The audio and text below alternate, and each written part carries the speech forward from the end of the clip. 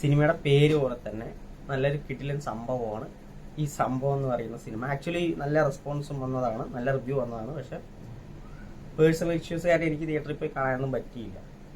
എനിക്ക് ആകെ ഈ വർഷം ഒരു കുറവുള്ളത് ഈ സിനിമ കാണാൻ പറ്റിയില്ലല്ലോ എന്നുള്ള ഒരു സംഭവം ഉണ്ടായിരുന്നു. കാരണം ഇത് കണ്ടപ്പോഴും എനിക്ക് അതേ ഫീൽ ആയിരുന്നു.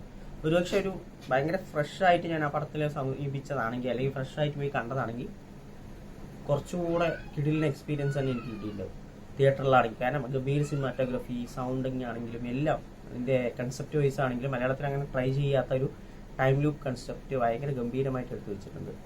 ആക്ച്വലി ഇതിന്റെ തുടക്കത്തിൽ ഒരു മിസ്റ്റീരിയസ് ആയിട്ടുള്ള ഫോറസ്റ്റ് കാണിക്കും. പക്ഷെ നമുക്കറിയാം, നമ്മൾ ഈ സിനിമയെ കുറിച്ച് കുറെ കേട്ടതുകൊണ്ട്, ഒരു സംഭവം എന്തോ നടക്കാൻ പോകുന്നുള്ളത് അറിഞ്ഞത് കൊണ്ട് കുറച്ചൊന്നും അത് ചെറിയ രീതിയിൽ നമുക്ക് ഇതാവുള്ളൂ. പക്ഷെ ഫസ്റ്റ് ഹാഫ് ഭയങ്കര ഇൻട്രസ്റ്റിംഗ് ആയിരുന്നു. എന്താണ് ഇതിന്റെ ബാക്ക്ഗ്രൗണ്ട്, അല്ലെങ്കിൽ ഇതിന് എന്തുകൊണ്ടാണ് ഇങ്ങനെയൊക്കെ നടക്കുന്നത് എന്നൊക്കെ ഉള്ള ക്വസ്റ്റ്യൻസിനൊക്കെ ഉത്തരവാണ് സെക്കൻഡ് ഹാഫിലുള്ളത്. അപ്പൊ സെക്കൻഡ് ഹാഫിനെ സംബന്ധിച്ചിട്ട് ഈ ടൈം ലൂപ്പിൽ പെട്ട കുറച്ച് ആളുകളുടെ കുറച്ചൊരു സ്ലോ പേസ് ആണ് അവതരിപ്പിച്ചത്. കാരണം അവരിന്റെ ഫ്രസ്ട്രേഷൻ നമുക്ക് ഫീൽ ചെയ്യിപ്പിക്കണം എന്നുള്ളത് അത്യാവശ്യമായിരുന്നു. ആ സ്ലോ എനിക്ക് സിനിമയ്ക്ക് ആവശ്യമുള്ള ഒരു സംഭവമായിട്ടാണ് തോന്നുന്നത്. പക്ഷെ സ്റ്റിൽ എല്ലാവർക്കും അത് അക്സെപ്റ്റബിൾ ആകില്ല. കാരണം ഒരു വെറൈറ്റി കൺസെപ്റ്റ് കാണുന്ന സമയത്ത് ഭയങ്കര ത്രില്ലിംഗ് ആയിട്ട് പോകുന്ന ആ ഫസ്റ്റ് ഹാഫും പിന്നീട് സെക്കൻഡ് ഹാഫിലോട്ട് വരുമ്പോൾ ഒന്ന് പതിഞ്ഞ പോലെ പോകുന്നുണ്ട്.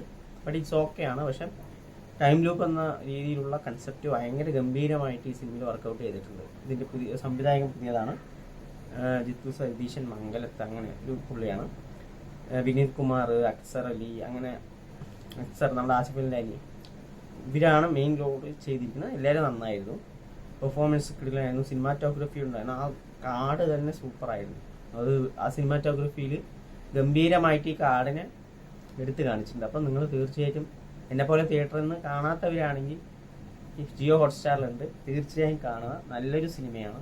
അധ്യായം 1 എന്തായാലും എനിക്ക് സെക്കൻഡ് പാർട്ട് എന്തായാലും വരണം എന്ന് തന്നെയാണ് എൻ്റെ ആഗ്രഹം. കാരണം അതിൻ്റെ ചുരുളൊക്കെ കഴിയാൻ എങ്ങനെയാണെന്നുള്ളത് കാണാനൊരു എക്സൈറ്റ്മെന്റ് ഉണ്ട്. സോ സംഭവത്തിൻ്റെ ഒരു അധ്യായം 2 വരട്ടെ.